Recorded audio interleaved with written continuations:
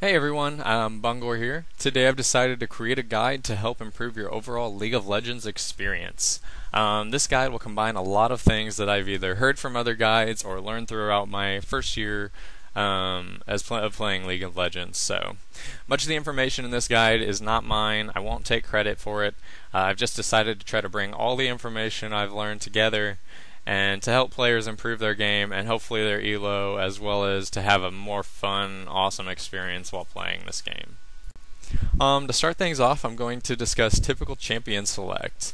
There are standard setups for the laning phase, and I've decided to present this information because I've noticed that throughout a lot of games in ranked solo queue, people refuse to play champions that work well together. This setup includes a strong top lane solo, an AP carry mid, a jungle, and a support and AD carry bottom. Now this is the standard setup for North American play styles. There are of course variations, such as the dual AP carries sometimes ran mid and top lane, as opposed to the bruiser top lane and the AP carry mid. One of the most important parts about playing in a ranked solo queue is that you must be able to master a strong variety of champions in order to succeed. My suggestion would be to start off by picking two champions of the same role, such as two strong top lane champions, and becoming extremely good with each of them. This will allow you to deal with bans and picks and any other things you may encounter with those two champions. And after you master those two champions, then I would suggest trying to develop at least one or two more champions in different roles. Everyone knows that when you get last pick in ranked queue and ranked solo queue, there's a very good chance you will not get the role that you are wanting to play. So even if you're extremely good at the top, at solo top lane with two champions, there's a good chance someone on your team is going to call that or play someone else just to spite you, if for no other reason than that. Also, it is very important that you try to select roles and champions that fit to the team composition or setup. For instance, it's not necessary to play a support with an AD in the bottom lane, but once you try to pick a champion, if you already have an AD and you're stuck in that bottom lane, that doesn't rely heavily on farm. This is to allow your carry to farm as much of their gold as possible, and this is the reason that AD support bottom lane is very common practice. Finally, if you really want to raise your elo in ranked solo queue, and you know that you have the skills to be at a higher elo, you should probably try to pick a role that has the potential to carry your team. Because unfortunately, no matter how much I'd like to believe it, there's only so much a support can do to win a game. And if your team is losing every other lane, your team is still going to be at a big disadvantage. Now on to the actual gameplay.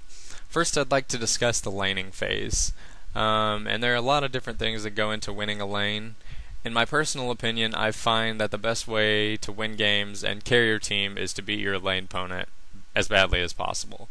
The biggest thing I try to focus on at lower levels is farming. Many people don't understand the importance of farming in this game, particularly at lower elos, and get caught up worrying about harassing their opponent and forget about their creep score. During early levels, you must be able to focus on maintaining a balance between farming and harassing your opponent. This is a good time to mention last shotting. It's a very common practice and should be practiced in every game. There is no point in auto-attacking a group of enemy minions. For one, it can make it much more difficult to last shot because you could be in the middle of an auto-attack when you need to finish off a minion, and this will reduce the amount of gold that you receive. And secondly, and quite often, it can also put you in a position where the enemy's jungle can come behind and gank you. You can often tell the skill level of players by their ability to balance farming with harassing. More often than not, the team with the greater creep score is going to win the game, and if not, they will definitely have a gold advantage unless they are just being harassed and killed constantly throughout the game.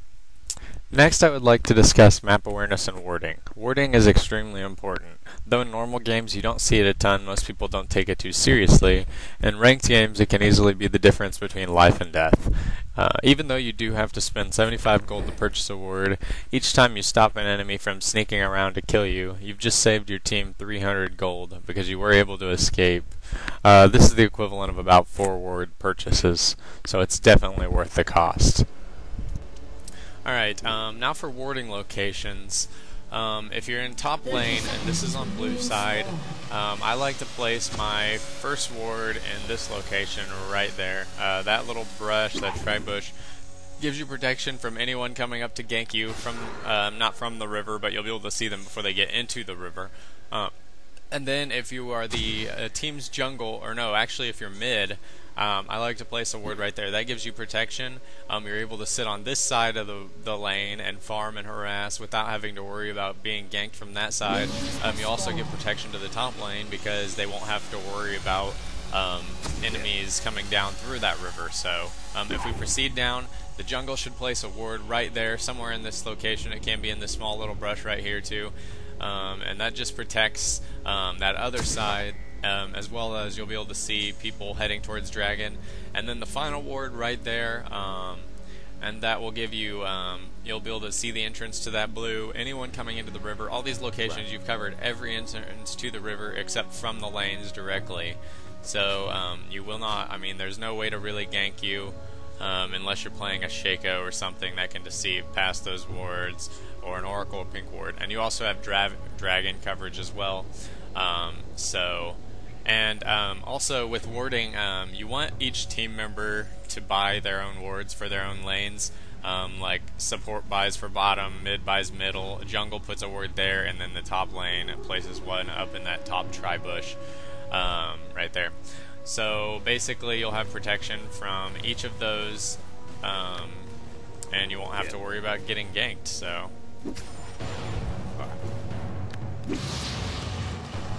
alright guys, now starting on purple side, as we work our way down the river, when I'm top lane, there are a lot of areas you can ward from this side, but I like to stick mine right there. That's what she said.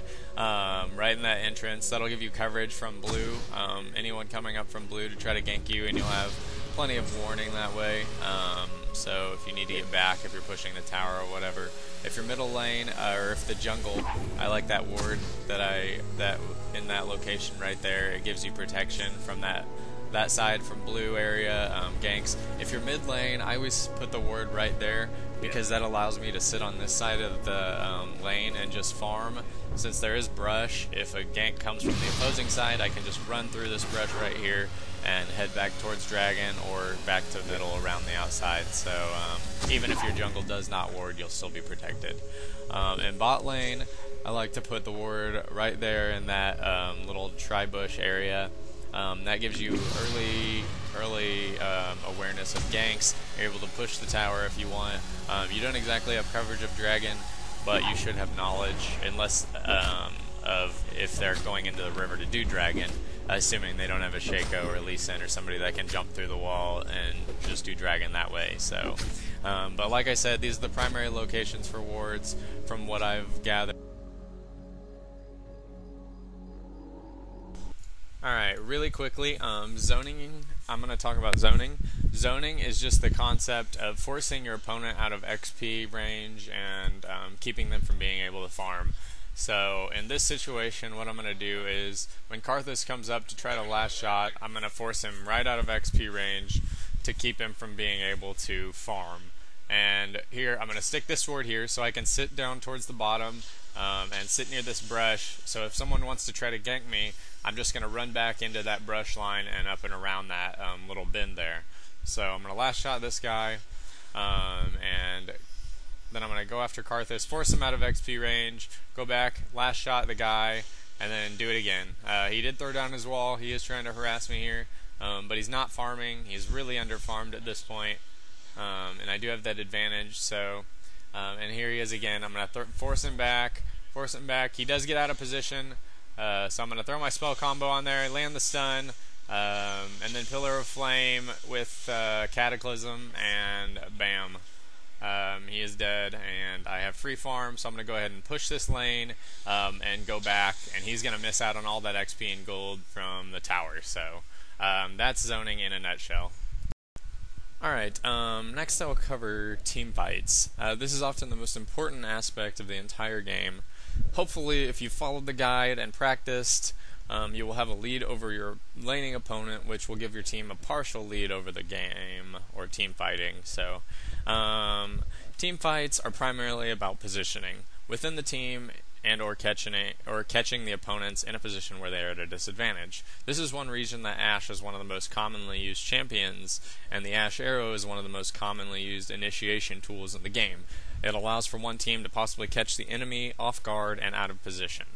Positioning should typically go somewhat like this. A tank should be in the front, either the top lane or jungle most likely, the AP carry, an AD carry, and then in the very back, the support.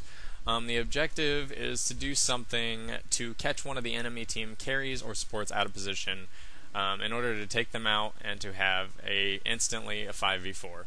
There are many champions with abilities that can do this. Most likely, some form of crowd control is used, such as a stun or snare, to initiate the fight. The goal is to eliminate a carry, and then you go from one squishy to another until the tank is the only remaining champion alive, hopefully, and then finishing them off as well after that. One must look closely at his team, as well as the enemy team's composition to understand their role on the team. I've found that I have a lot better luck winning when I'm the one carrying and dealing damage. Some may find that they are more successful and more skilled in the jungle and ganking, or at keeping their team alive and countering the enemy team composition with a strong support. It's really up to you to figure out what you're good with and to develop other champions that fill the same role, so you can lead and support your team in battle. Alright, the last big thing I would like to discuss is teamwork. I can't take credit for this topic because I saw this information in I don't remember if it was a guide or a commentary by Colby Cheese, and I thought he made some really good points, and I just kind of wanted to, like I said, bring all the information together and give it to you guys. So here it is. Ultimately, the purpose of playing League of Legends is to have fun. There are a lucky few of us who get to compete on teams and in competitions for money where there are other stakes involved, but for the mass majority of us, we're here to have a good time, improve our game, and have fun. So, in order to do that, it's necessary to try to keep your cool. This can be extremely difficult given the fact that you have very little control over your teammates, specifically in solo queue. So first, you want to try not to become frustrated and caught up with the failings of your teammates. Most people don't respond well to criticism. Telling your teammates what they did wrong will probably not make the situation any better. And no matter what, who you are, you will get unlucky sometimes and end up with people who feed and are unsuccessful in winning their lanes, and maybe more often than not even. So the best thing you can do is try to provide your team with encouragement. You want to take control and maintain leadership.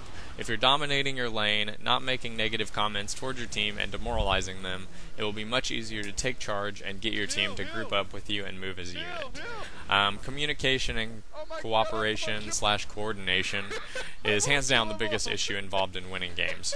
Providing your team with guidance as far as where to move and what to do are extremely important. I've seen many games where my team or the other team had a big lead, and one mistake such as lack of coordination while trying to do Baron has gotten the team wiped and instantly lost the game for them or completely turned the game around. So the biggest things in the game are to maintain your composure, try to keep a cool head, encourage your team, and try to provide leadership when the time comes. That's going to be it for me, guys.